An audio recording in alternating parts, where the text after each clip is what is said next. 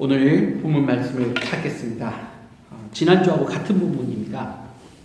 빌립보서 1장 27절부터 30절 말씀입니다.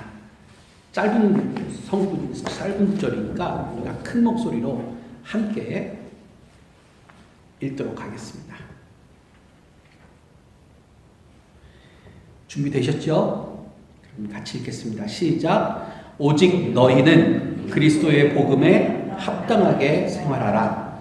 이는 내가 너희에게 가보나 떠나 있으나 너희가 한 마음으로 서서 한 뜻으로 복음의 신앙을 위하여 협력하는 것과 무슨 일에든지 대적하는 자들 때문에 두려워하지 아니하는 이 일을 듣고자 함이라. 이것이 그들에게는 멸망의 증거요 너희에게는 구원의 증거니 이는 하나님께로부터 난 것이라. 그리스도를 위하여 너희에게 은혜를 주신 것은 다만 그를 믿을 뿐 아니라 또한 그를 위하여 고난도 받게 하려 하십니다. 너희에게도 그와 같은 싸움이 있으니 너희가 내 안에서 본 바요 이제도 내 안에서 듣는 바니라. 아멘.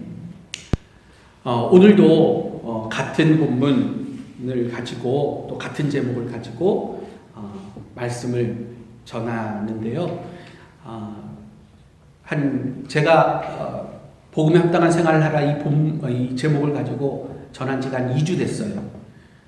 기억이 좀 나십니까? 설교 내용이? 안 나셔야지 되죠. 안 나시면 참 목사가 편하고 좋다고 그러는데 정말 좋아요. 정말 그래야 또 할 말이 길어집니다.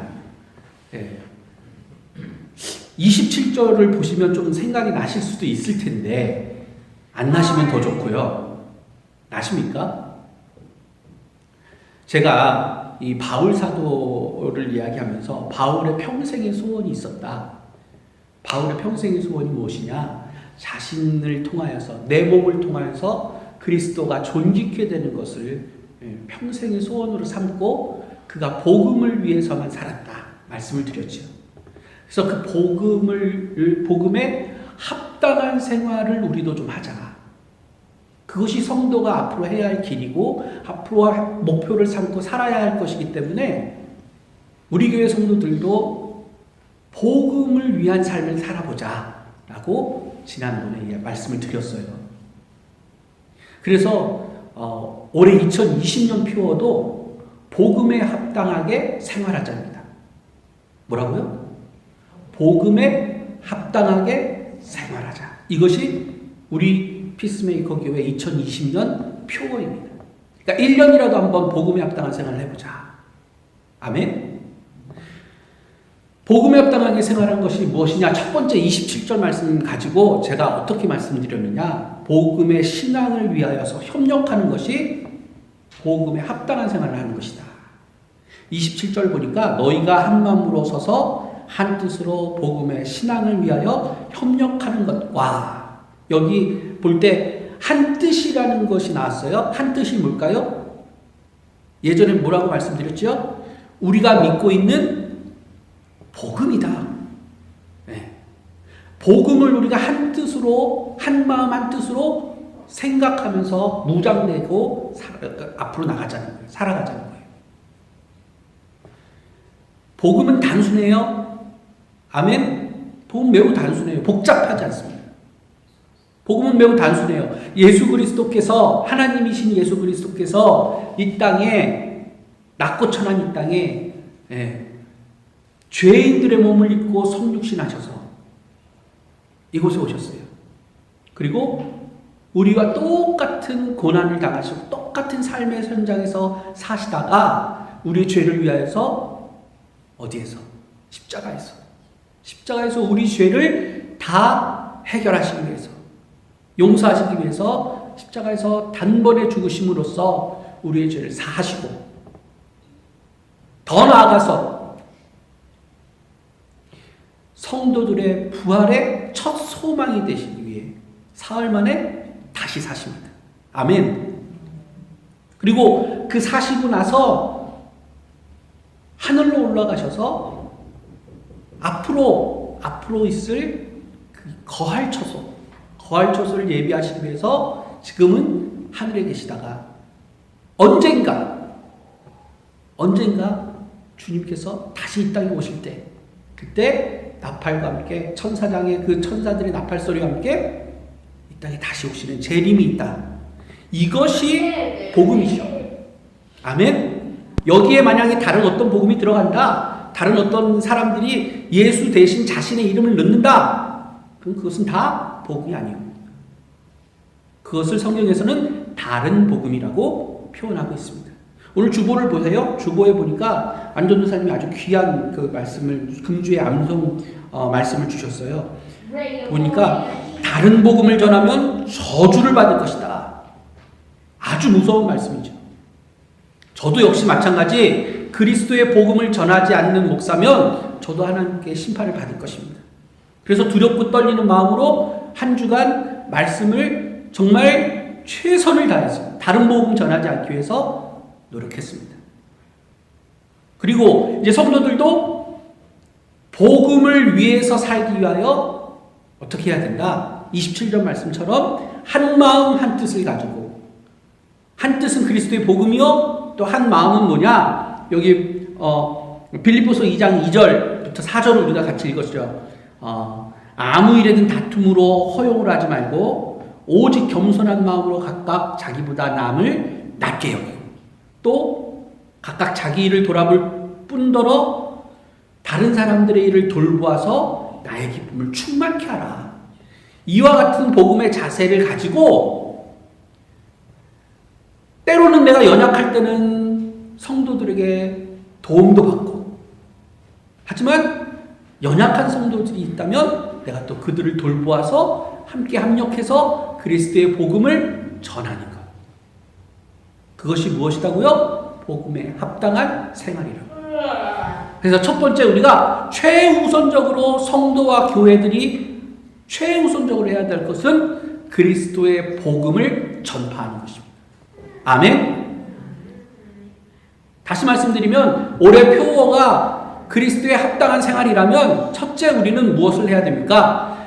장년부나 또 뭐 고등부나 주일학교 모두 다 오직 하나 복음 전파를 위해서 애써야 된다는 것이죠.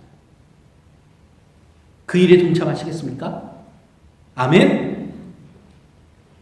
아멘 좀 해주시죠. 아멘. 네. 이거 하나님이 늦으시는 거예요. 저에게 하시는 건 아닙니다. 모든 예배 드리는 찬송, 기도, 또 예배에 참여하는 모든 것은요, 목사 기쁘게 하는 거 아니잖아요. 하나님이 보시는 것을 우리가 믿고 하나님께 예배 드리는 것입니다. 그렇죠? 모든 것 하나하나 내 입에서 나오는 소리가 하나님이 들으신다라고 믿고 그것을 또 기뻐 받으신다는 것을 또 믿으면서 하시기 바랍니다. 두 번째, 그럼 이제 오늘 두 번째를 한번 봅시다. 두 번째는요, 28절 말씀을 보겠습니다. 28절 같이 읽어보겠습니다. 시작. 무슨 일에든지 대적하는 자들 때문에 두려워하지 아니하는 이 일을 듣고자 함이라. 여기만 잠깐. 두 번째 복음에 합당한 생활을 하는 것이 무엇이냐면요, 첫 번째로 아까처럼 복음을 전파하는 성도 교회가 복음을 전파하기 시작할 때 반드시 직면하게 되는 것이 무엇이냐면 대적하는 자들의 공격입니다. 그럼 여기서 대적하는 자가 뭘까요? 누굴까요? 누구요? 예, 사탄, 또 다른 말로 말하면 마귀. 어둠의 권세자들이 하나님의 백성들이 복음 전파하는 것을 막아선단 말이에요. 대적한다는 거예요. 그때 어떻게 한다고요? 두려워하지 말라. 그것이 복음에 합당한 생활이에요. 매우 중요한 일입니다. 여러분, 지금 현재 봤을 때 교회가 세상과 맞설 때 교회가 위에 있다고 생각하세요? 세상이 위에 있다고 생각하세요?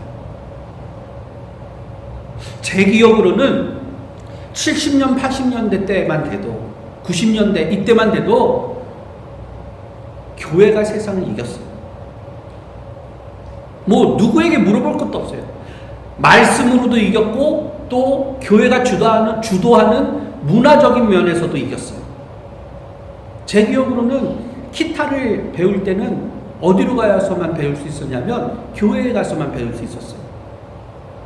요즘 흔히 말하는 TV에서 말하는 경연대회 뭐 이렇게 찬양하고 율동하고 뭐 춤추고 하는 거 그거 다 교회에서 했어요. 문화개방 아시잖아요.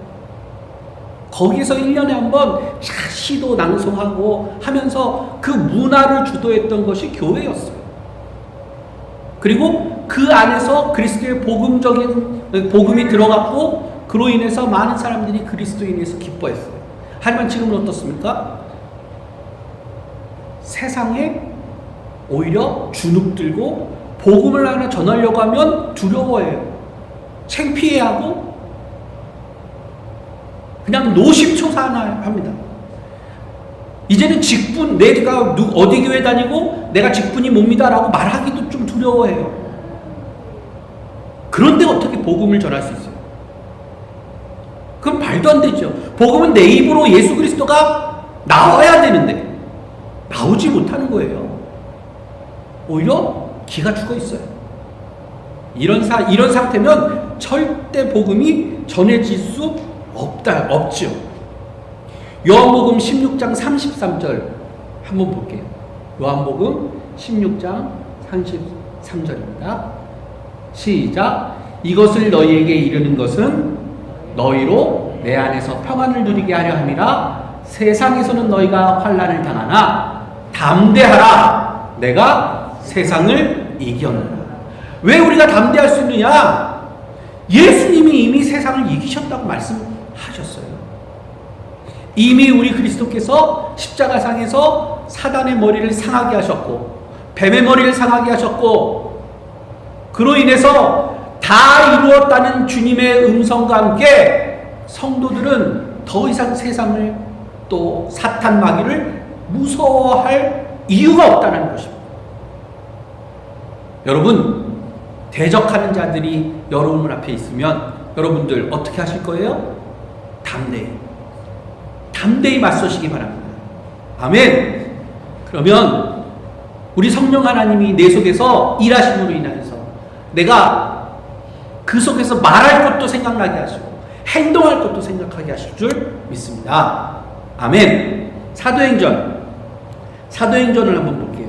사도행전 4장 18절 말씀. 사도행전 4장은 어떤 말이냐? 2장에 성령이 강림하신 후에 3장, 4장을 지나가면서 베드로와 요한이 성령 충만함으로 복음을 전합니다. 복음을 전하니까 작년에 수만 몇 명이 되냐면 5,000명의 사람들이 한 번에 복음을 받아들여요. 그러다 보니 지금 이제 기득권자들, 종교 기득권자들이 난리가 났습니다. 그래서 18절 말씀부터 한번 볼게요. 그들을 불러 경고하여 도무지 예수의 이름으로 말하지도 말고 가르치지도 말라. 뭐예요 지금? 협박하는 겁니까? 예, 복음 전하지 마라. 협박을 해요. 이거는 사단 마귀가 그들의 마음속에 들어가서 그들을 조종하는 거죠. 베드로와 요한이 그때 어떻게 대답해요?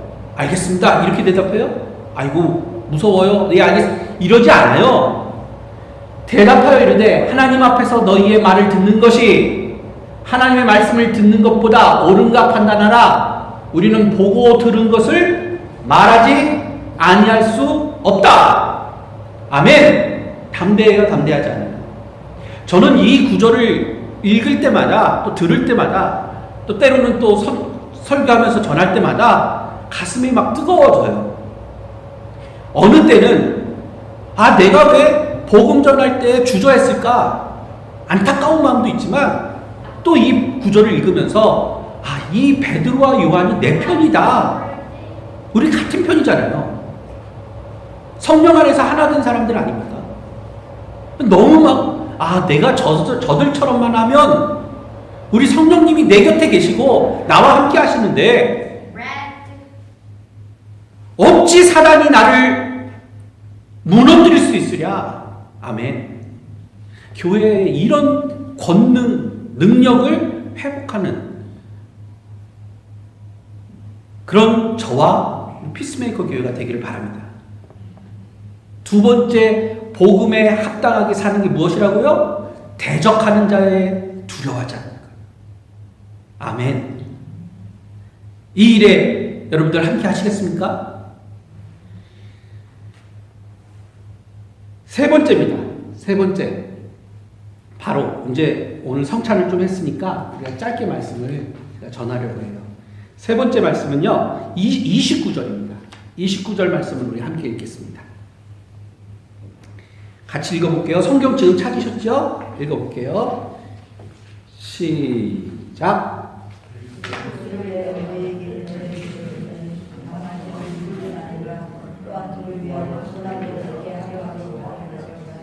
아멘. 그리스도를 위하여 너희에게 은혜를 주신 것은 다만 그를 믿을 뿐 아니라 또한 그를 위하여 고난도 받게 합니다. 근데 이 구절이 보시면 쉽게 이해가 가세요?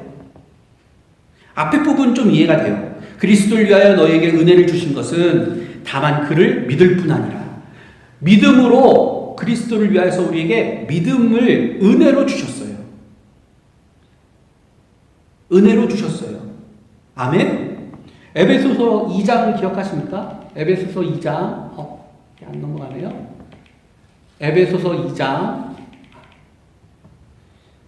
에베소서 2장 8절 말씀 제가 읽어드리겠습니다. 에베소서 2장 8절입니다.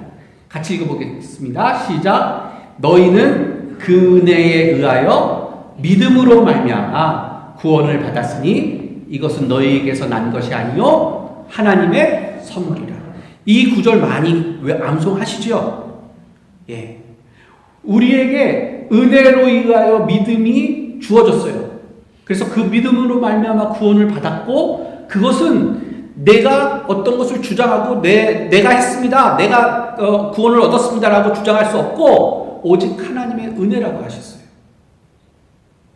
근데 여기 29절을 보니까 그리스도를 위하여 너에게 은혜를 또 주셨대요. 근데 그 은혜가 뭐냐면 믿을 뿐 아니라 또한 그를 위하여 고난을 받게 하신대요. 그냥 이 구절만 보시면 고난도 주셨다면 고난도 은혜라는 소리예요. 이게 이해가 되십니까? 제가 고난에 대한 말씀을, 주제를 준비하면서 많은 책도 보고 또 유튜브 설교도 많이 들었어요. 고난에 대한 거. 근데 요즘에 한창 뜨는 문장이 뭐냐? 고난은 변장된 축복입니다. 요즘에 그게 많이 설교가 돼요. 근데 이것은 일반인들이 도저히 이해할 수가 없습니다. 없죠. 어떻게 고난이 어렵고 힘든 것이 우리에게 축복이 될 수가 있어요. 근데 그것을 실제 믿는 자들도 그건 좀 이해가 안 돼요. 그리고 내게 고난을 주신다라고 할 때 나 피하고 싶어요. 제가 한 10년 전에 한국에서 전도 폭발 훈련을 받았었습니다. 제자훈련, 사랑의 교회 제자훈련 세미나를 간 후에 그거 이제 성도들에게 그 성경 공부를 가르치기 위해서는 전도 폭발 훈련이 실천 부분으로 이렇게 같이 하거든요. 그래서 그거 준비하면서 보니까 한 109절 이상 넘게 성경을 암송해요. 굉장히 하드하게 훈련을 받습니다. 매주마다 한 10절씩 그냥 20절씩 그렇게 외워요. 그거 외우는 데만 머리가 굉장히 아파요. 근데 그거 이제 해서 한 사람은 말씀 전하고 한 사람은 옆에서 기도하고 이렇게 하면서 전도할 때 제일 많이 성도들이, 불신자들이 이렇게 설교를 그러니까 제일 사랑하는 구절이 무엇이냐면 마태복음 11장 28절 말씀이에요. 뭐죠? 수고하고 짐진 자들아 다 내게로 오라. 내가 너희를 쉬게 하리라. 이걸 제일 사랑해요. 왜 그럴까요? 왜? 그들도 아는 거예요. 이 세상 사는 삶이, 이 세상 사는 인생이 힘들고 어려운 거예요. 고통 가운데 있어요. 그래서 어떻게 해요? 이 무거운 힘든 이 마음을 좀 쉴 곳을 피할 곳을 찾고 있는 거예요. 아까 우리가 찬송 불렀잖아요. 피난처 있으니 환난을 당하는 자 어디로 와요? 이리로 와라. 우리 주님이 말씀하세요. 수고하고 무거운 짐진 자들아 다 내게로 오라. 내가 너희를 어떻게 해요? 쉬게 하리라. 우리 주님이 약속하신 것은 첫 번째 약속하신 것이 무엇이냐? 쉼, 평안, 안식. 아까도 요한복음 16장 33절에 보면 평안을 너희에게 주노라 말씀하셨어요. 거기까지만 주면 좋겠는데 거기에서 또 더 뭐냐면 너희가 환난을 당하나. 이게 너무 어려운 거예요. 신앙생활은 너무 어려워요. 근데 환난을 당하나 담대하라. 내가 세상을 이기었노라. 이게 신앙생활이래요. 이게. 그리고 이것이 복음에 합당한 삶이래요. 이게 참 어려워요. 그래서 제가 고민하다 생각해 보니까 어떻게 고난이 복이 될까? 고난을 이겨낼 때 복이 되는구나. 아멘. 그리고 이 고난은 믿는 자들에게는 당연히 오는 거라라는 것입니다. 당연히 오는 거다. 여러분, 성도가 이제 복음에 합당한 생활을 하겠습니다라고 결심하고 그대로 실천하게 되면 첫 번째 직면하는 것이 뭐라고요? 아까 말했듯이 대적하는 자예요. 그리고 그 대적하는 자들로부터 오는 뭐가 있느냐면 고난이 있게 되는 것입니다. 이 고난은 어떤 고난이냐? 정확하게 말씀드리면 그리스도를 위한 고난입니다. 고난에도 여러 종류가 있더라고요. 고난에도 여러 종류가 있어요. 이유를 알 수 없는 고난, 또 내가 잘못해서 나한테 오는 벌과 같은 고난. 그렇잖아요. 예를 들어서 제가 죄를 범했어요. 죄를 하다못해 운전을 하다가 라이트를 지나갔어요. 그러면은 뭐가 날라와요? 범칙금 100불이 날라와요. 그거는 아이고 왜 주님 나에게 이걸 주셨어요? 말할 수가 없어요. 왜냐하면 나의 잘못이기 때문에, 나의 죄이기 때문에. 그걸 고난이라고 말할 수 없어요. 근데 우리는 대부분 다 뭉뚱그려서 고난이라고 하죠. 하지만 명백히 말한 건 고난이 아니에요. 어디서부터 고난이라고 쳐줄 수 있느냐? 욥이 처한 고난. 그죠? 욥기서를 읽어볼 때 거기에 있는 고난 진짜 고난이에요. 근데 그 고난은 어떤 고난이었냐면 도무지 욥이 알 수 없는, 원인을 알 수 없는 고난이었어요. 그래서 처음에 어떻게 합니까? 처음에 이걸 왜 하나님이 나에게 주셨습니까? 하고 계속 불평불만하는 게 욥기 초반의 내용이에요. 그걸 보고 세 명의 친구들이 말도 안 되는 위로를 하죠. 근데 그 위로가 어떤 위로예요? 위로가 아니고 찔리는 거예요. 상처 주는 거. 그거 대부분의 내용이 욥기에 거의 대부분의 내용이고 마지막 부분에 가서야 그때 욥이 깨닫는 거예요.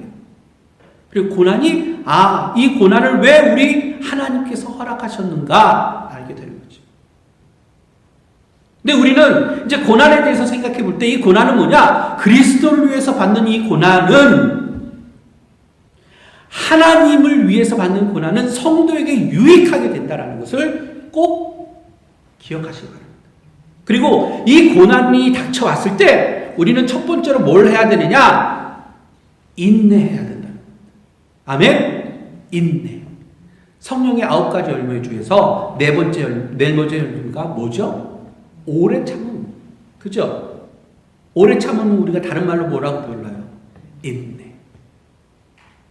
고난이 내게 닥쳐왔을 때 그 고난을 어떻게 하느냐? 하나님 왜 하면서 불평불만하지 말고 그것을 성도로서 인내하면, 그 인내가 길어지면 길어질수록 그 인내를 통해서 우리 하나님께서 그것을 견딜 수 있게 뭘 주세요? 은혜를 주신다. 그렇기 때문에 우리가 복음에 합당한 삶을 살기 위해서는 어떻게 해야 됩니까? 고난이 내게 닥쳐오면 그것을 피하려 하지 말고, 그가 맞섰을 때 무엇으로 맞서면? 인내로 맞서면 그때 성령님이 내게 고난을 은혜로 주셨다고 하는 게 뭐냐? 견딜 수 있는 힘까지도 주신다는 겁니다. 이것이 우리 신앙생활의 원리인 것 같아요. 사실 여기 목사님도 계시고 박 목사님도 계시고 제가 앞서 나가서 할 얘기가 없어요. 저보다 더 앞서 오래 신앙생활 하신 분이기 때문에. 여기 있는 우리 박 집사님도 그렇고. 그러나 제가 좀 대상이 돼서 하는 말이 우리 여기 앞에 있는 효빈이랑 은서에게 좀 이 말씀이 들려주기를 바랍니다. 성도가 되고 앞으로 살아갈 때 그리스도인으로서의 삶을 살기 시작하면 그때 고난이 닥쳐요. 어려움이 생겨요. 근데 이것을 인내로 이겨내야 되겠구나. 인내로 이기면 내가 어느 곳에 있든지 우리 하나님께서 나와 함께 하시는구나. 이길 힘을 주시는구나. 그래서 내가 그리스도인의 삶을 살 수 있구나. 이걸 깨닫는 은혜가 우리 효린이와 은서에게 있길 바랍니다. 동시에 우리도 마찬가지죠. 인내가 얼마나 중요한 건가요? 여러분, 보통 우리가 혼동할 때가 있어요.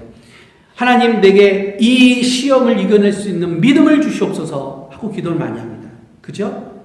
근데 그게 정확하게 생각하면 믿음일까요? 어떻게 보면 그 믿음 속에 있는 인내를 이야기하는 거예요. 그렇죠?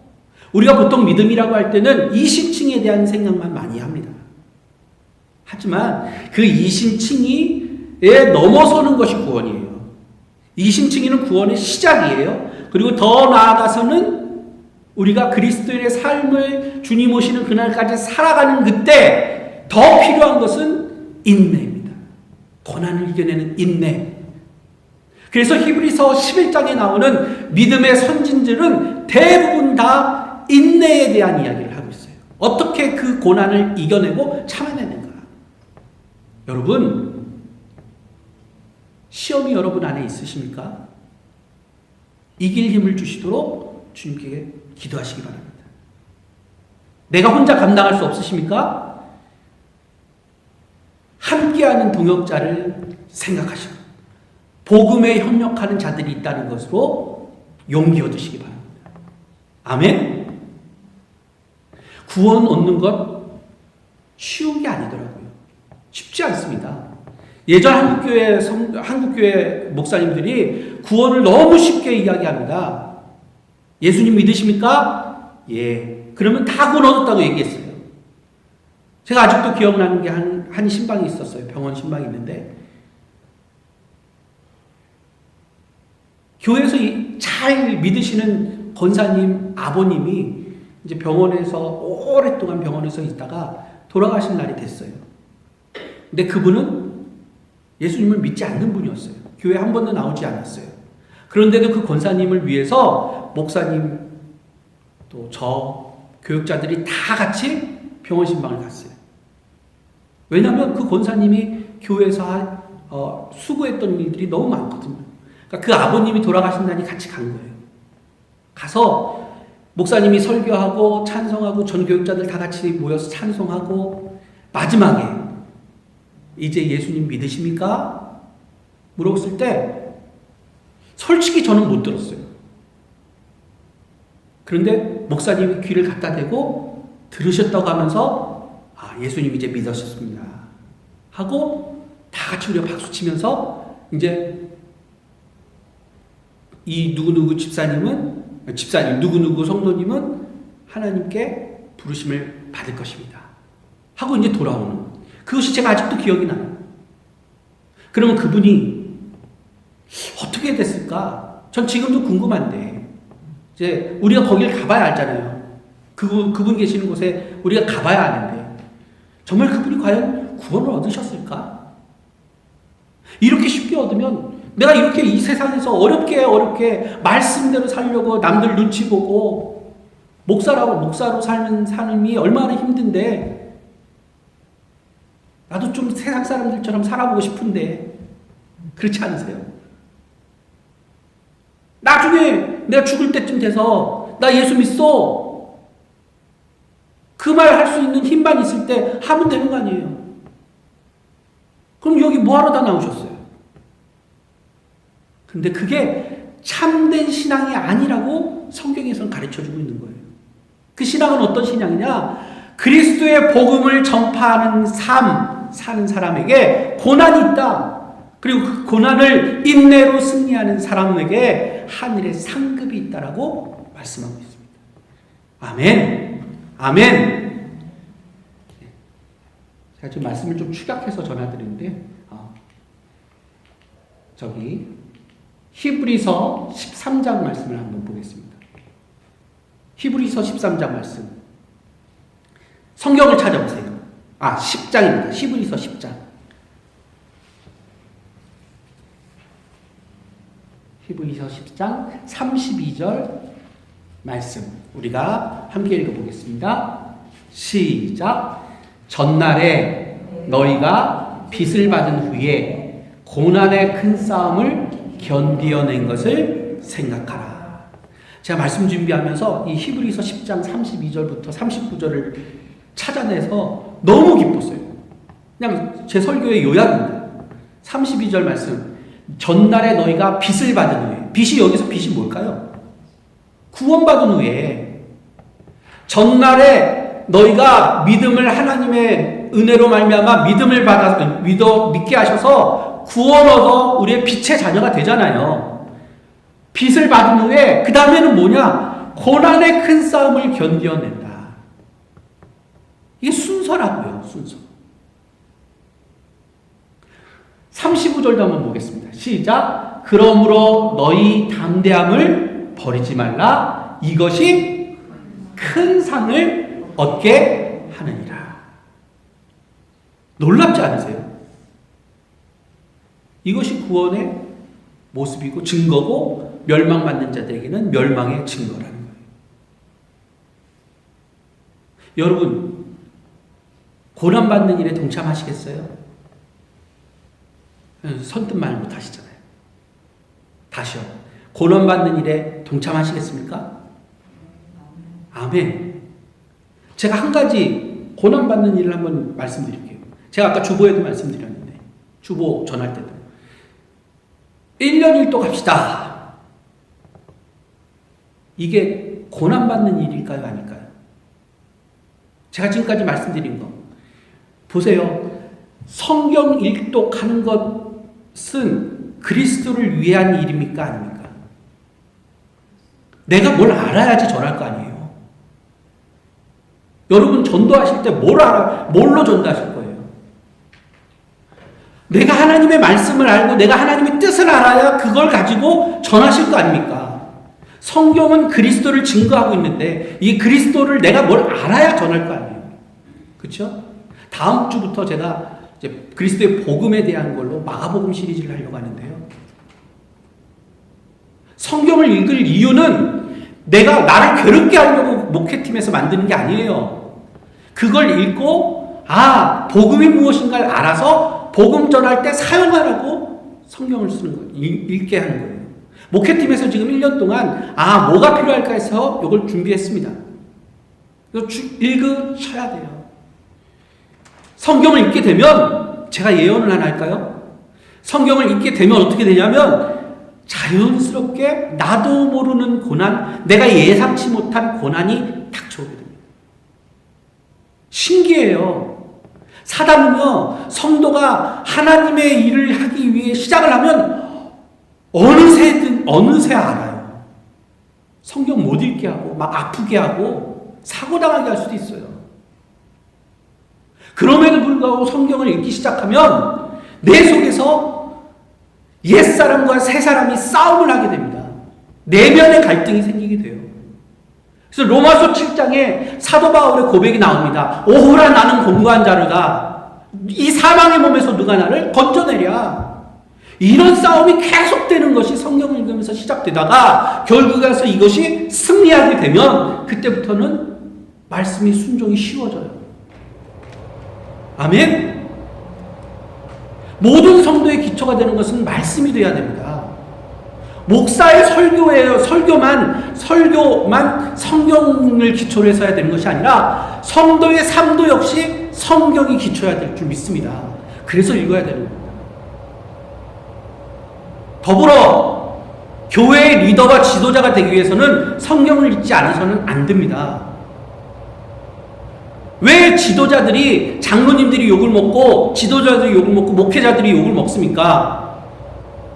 성경을 제대로 믿지 못하기 때문에, 알지 못하기 때문에 그런 거 아니겠어요? 여기 계신 분들은 대부분 다 오래 신앙생활 하시고 직분자들이에요. 그러면 성경을 사랑하셔야 되고 성경이 있는데 최선 다하셔야 돼요. 아멘? 성경 읽으시겠어요? 아멘? 이렇게 조그마한 거 하나만이라도 시작을 할 때 사단이 우리를 막아섭니다. 그때 어떻게 해요? 담대하게. 사단 너 저리 가. 그리고 나서 승리하시는 사람. 그러면 어떻게 돼요? 이것이 큰 상을 얻게 하느니라. 할렐루야. 할렐루야. 말씀을 정리하겠습니다. 히브리서 11장 아까 말씀드렸는데 히브리서 11장의 1절 말씀 여기다 준비 안 했어요. 히브리서 11장 1절 2절 말씀만 한번 읽어보겠습니다. 제가 반은 여기에 띄워드리고 반은 성경을 찾기 위해서 성경을 좀 찾으려고 앞으로 좀 이끌려고 그래요. 히브리서 11장 1절입니다. 잘하는 말씀이니까 외우시는 분도 있으실 거예요. 1절 2절입니다. 시작. 믿음은 바라는 것들의 실상이요 보이지 않는 것들의 증거니 선진들이 이로써 증거를 얻었느니라. 이후에 믿음에 대한 이야기 막 나오다가, 그죠? 막 나오다가 12장 1절 2절을 또 읽어보겠습니다.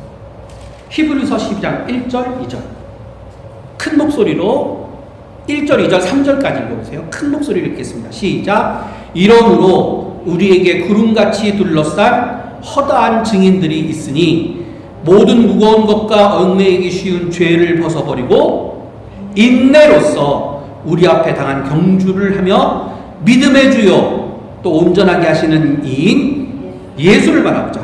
그는 그 앞에 있는 기쁨을 위하여 십자가를 참으사 부끄러움을 개의치 아니하시더니 하나님 보좌 우편에 앉으셨느니라. 너희가 피곤하여 낙심하지 않기 위하여 죄인들이 이같이 자기에게 거역한 일을 참으신 일을 생각하라. 아멘? 아멘? 예, 믿음은요 인내예요. 그렇더라고요. 보통 우리가 믿음은 구원 얻는 표라고 생각하시는데 거기서 생각을 바꾸세요. 믿음은 뭐라고요? 인내예요. 주님 오시는 그날까지 우리는 뭐 해야 돼요? 인내해야 돼요. 고난으로부터 인내하는 성도만 큰 상을 받을 수 있으리라 믿습니다. 아멘. 아멘. 기도하겠습니다.